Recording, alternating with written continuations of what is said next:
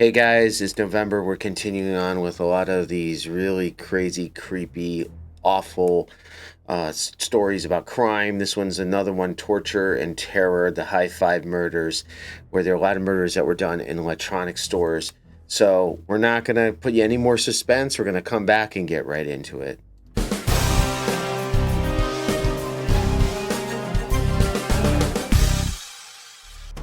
Hey, Agent Owens. With this bottle, can you guess what today's case is about? I'm guessing it's about the Hi-FiMurders. That's right, the brutal 1974 robbery turned torture and murder case. Okay, let's get cracking on this. All right. Let's get cracking on this case. Yes, I wonder why that bottle was... but I think I know why, but not sure. So they gave us a hint, but Agent Owens knew what it was about. But anyhow, let's introduce ourselves in Studio 70. It's your girl, Shiva. And I'm Ed. We are Studio 70. That was the Crime Force team. Agent Owens is the woman investigator, and Agent Wells is the male. And they are our AI team that not only is created by AI, but uses AI information to gather info on the case and present it in an interesting way. And today we have the Hi-FiMurders. But before we get into that, this is for education, entertainment purposes only. Please do your own research and always be kind to everyone, everywhere. You got it. Thank you so much. And as I mentioned, the Hi-FiMurders. So again, last week we did the BTK. This one is slightly different, but unfortunately deals with a lot of some torture, and we'll explain why. It was a plan that kind of, these guys had a plan, it didn't go quite right, and we'll explain why Agent Wells put the bottle up there and gave a little hint. But let's get right into it. And in fact, they're the ones that are going to tell us the background on this story on this.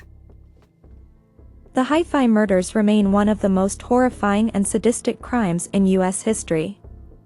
The brutal torture and execution-style killings inside a small electronics store in Ogden, Utah, shocked the nation. On the evening of April 22, 1974, two men, Pierre Dale Selby and William Andrews, both U.S. Air Force airmen stationed at Hill Air Force Base, entered the Hi-Fi shop, an electronics and stereo store in Ogden, Utah. Their plan was to rob the store and eliminate any witnesses. Pretty simple They plan. had prepared in advance, bringing along Drano drain cleaner to poison their victims and guns to execute them if needed. That's what Agent Wells was As you may holding, have guessed, Drano. the Hi-FiMurders were not a spontaneous act of violence but a carefully planned robbery that escalated into brutal torture and murder. The killers, Pierre Dale Selby and William Andrews, had been plotting the crime for weeks before they carried it out on April 22, 1974. The planning of the crime. A simple plan, robbery with no witnesses. Selby and Andrews wanted fast cash and targeted the Hi-Fi shop, a stereo and electronics store in Ogden, Utah. The plan was to rob the store at closing time and unalive any witnesses to ensure they wouldn't get caught. They believed that Drano drain cleaner would unalive their victims quickly and without leaving evidence. Preparation. The killers stole a van to use as a getaway vehicle. They obtained weapons and a large bottle of Drano. They waited until evening, when the store was about to close, so there would be few people inside.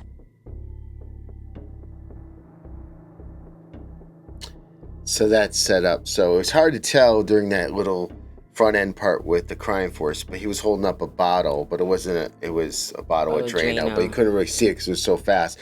But Agent Owens caught on to it. That's what she knew it was about.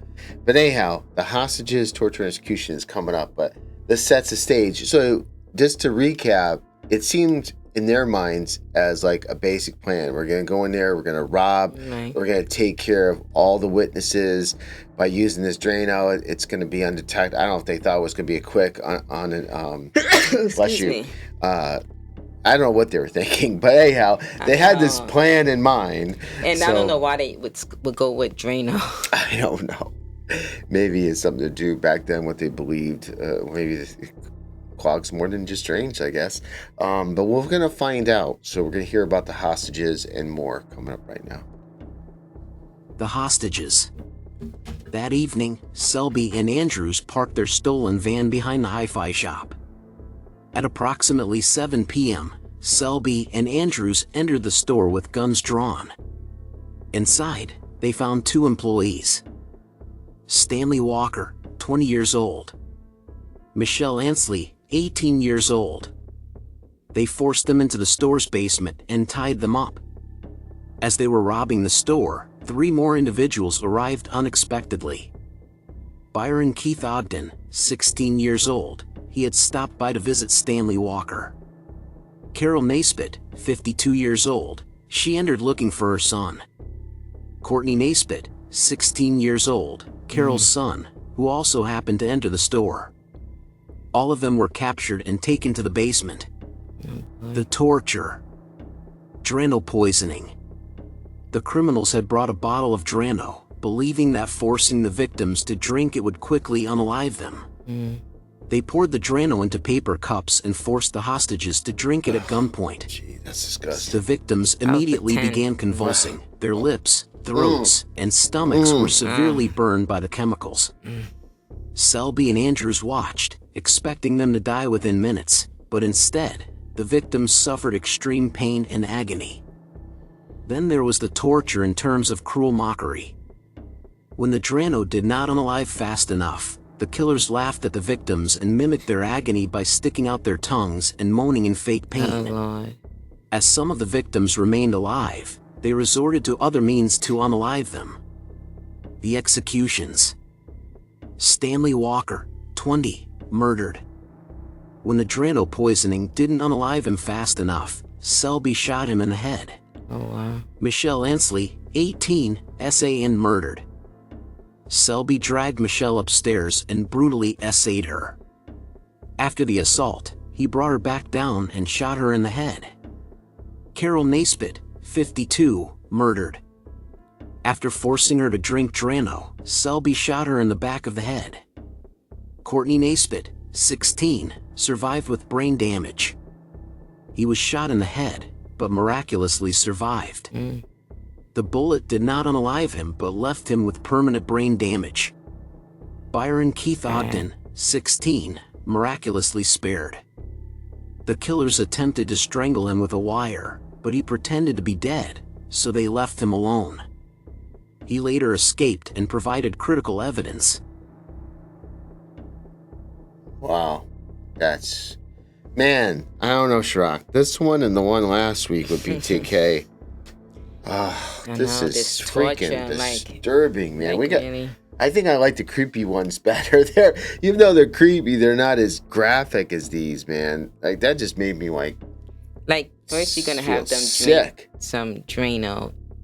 You don't even know what the outcome will be, and then after that, you're still going to murder them and shoot them. I don't get it. I feel a little nauseous. All right, let me control myself. All right, discovery, arrest, trail, and executions. So it's good. Execution style. See what's The going discovery. At 11 p.m., Stanley Walker's father, worried that his son hadn't come home, went to the store and discovered the horror. The hostages were bound, bloodied, and dying in the basement. 3 victims were already dead, while 2 were still barely alive. Courtney Naisbitt survived, but he suffered permanent brain damage and memory loss due to his injuries. The investigation and arrests.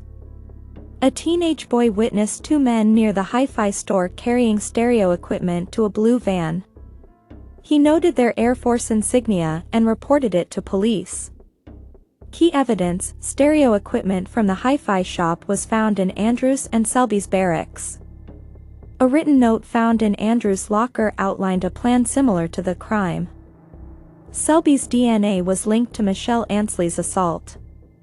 Both men were arrested, and the case against them was overwhelming. The trial and executions. In 1975, Selby and Andrews were convicted of first-degree murder, aggravated robbery, and kidnapping. Sentences: Pierre Dale Selby, executed by lethal injection in 1987. William Andrews, executed in 1992, after years of appeals. A third accomplice, Keith Roberts, had stayed outside during the crime and was sentenced to 5 years in prison for robbery but was not directly involved in the murders. The Hi-FiMurders became infamous as one of Utah's most gruesome crimes. The case influenced Hollywood, inspiring torture scenes in films such as Lethal Weapon. Mm-hmm. It remains a cautionary tale of sadistic crime and violence. Wow. Thank you, Crime Force. Appreciate it as usual. Very good job.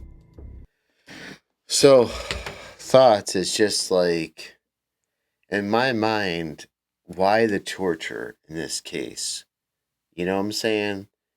Like, and one of them was SA too. So it's like, that shows the brutalness of it. I mean, if you really just wanted the money and the equipment, go in, either cover yourself so you don't have to worry about the witnesses. Right. Right? I don't know why they do that, but they go in and then do it by train. Just shoot. If you had a gun, just shoot them and get out of there. If you're gonna kill them, just kill them and get out. The whole thing doesn't make sense, but to have the extra brutality of going in there and doing that stuff to them for like no reason other than enjoying it, I think that's why they were probably sentenced to death and were executed.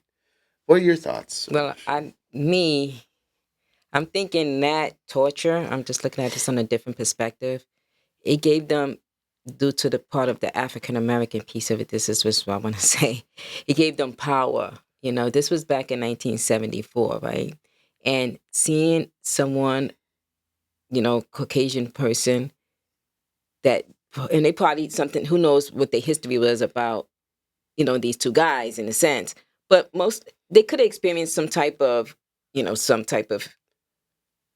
really want to say, but, some racist or something like that. So this is the way they probably wanted to get back. You notice all of those victims were white, right? Mm-hmm. This was back in 1974. This was in 1974 in those two. So let's look at it that perspective. Like, oh man, I really got power now. I'm really torturing somebody because I've been tortured. That's how I see it, in a sense, just to let you know, because of that situation. Yeah. And then, of course, they shot them. I don't think it's right. I think they should have just had them go in the basement, lock them up, and have masks on and just take the stereo if they really need it. Take the merchandise, take the product. I would think that would be more of a thing if they had torture in mind for the get-go. But they decided that they're going to go in and just murder any witnesses. But maybe that was a second thought of like, and who knows if they're on drugs and whatever. They could have said, hey, we're going to have fun with these people, these white people. We're just going to have fun with them because we're in control. They were in the Air Force. It was still technically Vietnam didn't end until 1975. So that was technically still going on. You don't know how they were treated. Like you said, you don't know. And of course, they wasn't treated and they're like, hey, we're going to take advantage of this. Take advantage because they have the powers right now in their hands. Right, which isn't right. Obviously, it's still not right. The torture and all that stuff. But maybe that because of those reasons, they took it a little too far. But to think of that stuff, I mean, they make fun of people that are suffering. And again, too, I don't know their situation. I don't know if they went to Vietnam or if they saw different things, but people have different levels of PTSD and just different situations, even maybe where they were growing up. Maybe they saw stuff that was, things that a lot of people don't see and that affected them in such a way where... Bless you. Oh, sorry, allergies. They infect them in such a way where what's the word I'm looking for? They build up like a resistance to them. The torture, it doesn't affect them like maybe the way regular people are because things have happened to them. The trauma is what I'm thinking. But again, we're not making excuses at all. Don't take it that way. We're just trying to understand. They should have definitely maybe if they needed the stereo stuff, but it's just the fact they probably saw the scareness in their face and was like, wow. Yeah. And it just changed the transition to trajectory of, oh man, this is something I have the power of. I mean, it happens all the time. You see it all the time, especially if you don't even know, but sometimes people see it with their kids. If you older and you got the power of your kids, how does that make you feel? Oh man, I got control of, of course it's a good thing. Like, okay, I want you to go to school. They listen to you, right? Yeah. And I'm not saying in a bad way, in a good way. Oh, my kid is listening to me. I want him to go to school, and he's going to school. Yeah. You know, you feel good a little bit of that. I can steer, their life to success. I'm just trying to make it in another analogy. Yeah, she's trying to make the bottom line is that we're trying to figure out why they would do something like that. We're not condoning it. We're just trying to understand, what, because if we can understand some of the driving factors of why this happened, there's always that possibility of prevention. That's why we're trying to figure this out. Because to us, and I'm sure to you, we're like, how do people do this? But, right, and we just want to be clear that this definitely is not right, and they got punished for it because they were caught, and justice has been served. Right. So I think next week, I forgot what it is, but I don't think it's hopefully not another Shrock. If it's another one of these torture, bind, kill things, I don't know, man. We gotta go back to some other stuff. Anyhow, thank you all for being here, and come on back. We want you to watch and with us, and just be one big happy family watchers. Right. Think of us as all getting together with popcorn and watching, these true crime things. Let me together. Just look at the true crime force and see what they got to say. Exactly. Yeah. So, and subscribe. We like the comments too, but we want it to be more if it's criticism or whatever, but it needs to just stay focused on the subject and nothing else. Yeah. We appreciate you guys, and we hope we will find you next week on Studio 7-0.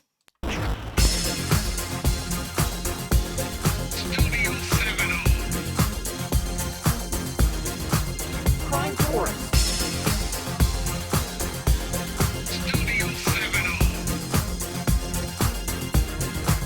Crime Force.